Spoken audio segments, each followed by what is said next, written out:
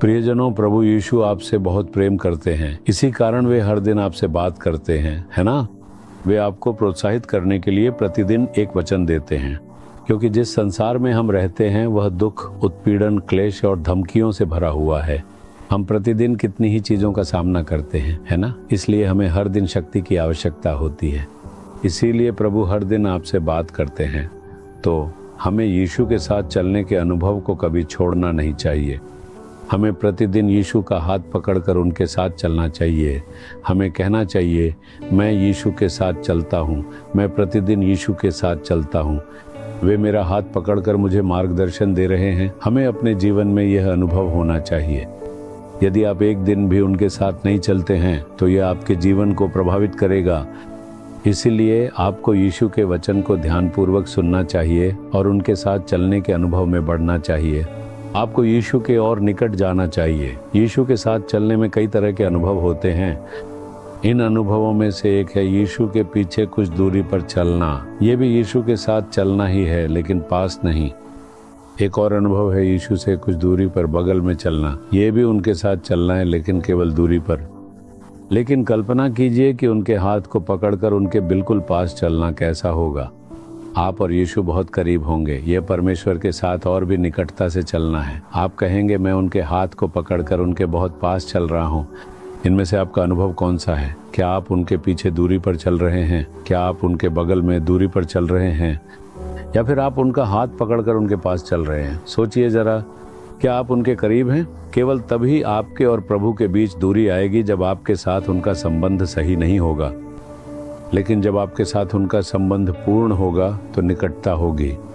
इसलिए आपको उनसे दूर नहीं रहना चाहिए, बल्कि अपने जीवन पर ध्यान देना चाहिए ताकि आप उनके करीब रह सकें। इसके लिए आपको अपने हृदय की जांच करनी चाहिए और यह पक्का कर लेना चाहिए कि आप व्यक्तिगत प्रार्थना में प्रभु के साथ समय बिताएं।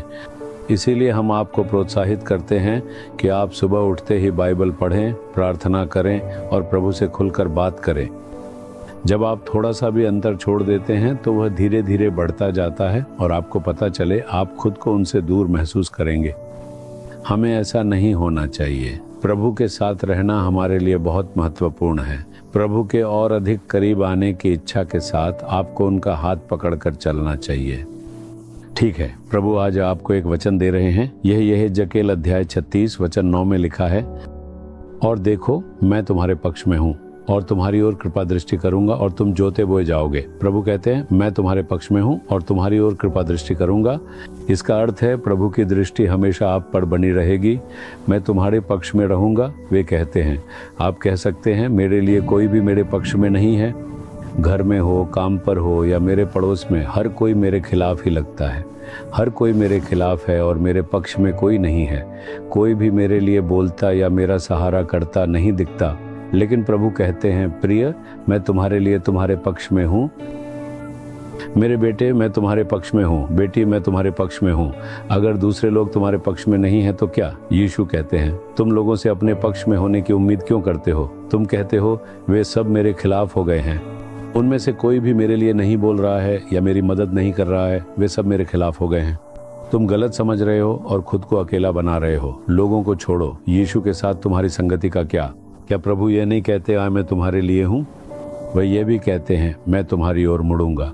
इसका अर्थ है, तुम मेरी दृष्टि के भीतर हो, मैं तुम्हारी निगरानी करता रहता हूँ। सोचो, अगर स्वयं प्रभु तुम्हारी निगरानी कर रहे हो तो वह कितनी बड़ी आशीष है। एक माँ का मन अपने बच्चे पर ही टिका रहता है, चाहे वह कोई भी काम कर रही हो।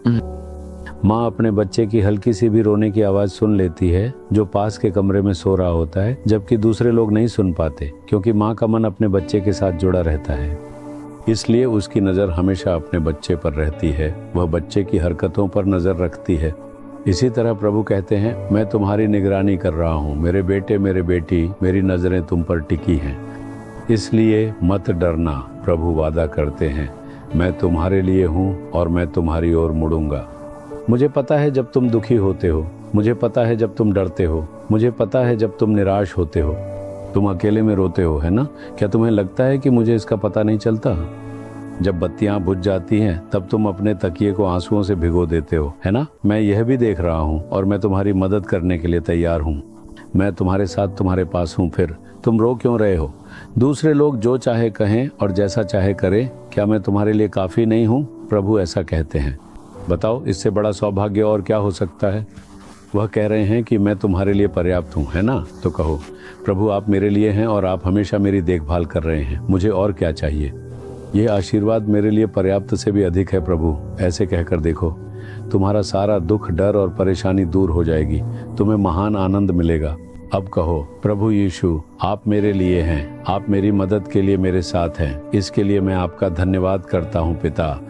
आप मुझे समझते हैं और हर समय मेरी देखभाल करते हैं, आप मेरी निगरानी कर रहे हैं पिता, मेरे लिए यही पर्याप्त है। आप न केवल आज बल्कि मेरे पूरे जीवन काल में मेरे लिए बने रहेंगे और मेरी ओर मुड़ेंगे, मेरे लिए यही पर्याप्त से भी अधिक है। मैं इसके लिए बहुत खुश हूँ प्रभु, मैं इसके लिए आपको मन से धन्यवाद देता हूँ। धन्यवाद यीशु, यीशु के नाम पर, आमीन आमीन। Jesus redeem Hindi YouTube channel को सब्सक्राइब करें। सब्सक्राइब बटन पर क्लिक करें और बेल आइकन को भी क्लिक करके हर दिन की नई कार्यक्रमों की जानकारी प्राप्त करें।